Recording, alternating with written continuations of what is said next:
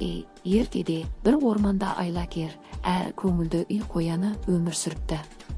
Оның жылда жайлы үйі болыпты.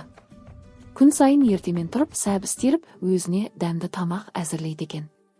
Бірақ бір күні қоян ас үйге кірсе, сәбіздері жоқ. Таңырқаған қоян із кесіп, едендегі ұсақ табандарды байқапты. Мынау кімніңіз екен? Деп ойлап, ол детективше іздеуге кірісіпті. Айлакер қоян шарында сәбізді себеттің астына қойып, перде артында күтіп отырыпты. Түн ортасында кішкентай сұр тышқан жаймен келіп, сәбізге ұмтылғанда себет тарс етіп түсіпті. Қоян себетті көтеріп қараса, қорыққан кішкентай тышқан. Бірақ ашуланудың орнына ол мейіріммен күліп, «Кел, дос болайық», депті. Содан бері екеуі айырылмастай дос болыпты. Қазір олар ас үйде бірге отырып тамақ ішіп, күліп әңгімелесіп отыр. Осылайша айлакер қоян мен кішкентай тышқанның достығы жылы үйді шаттыққа толтырды.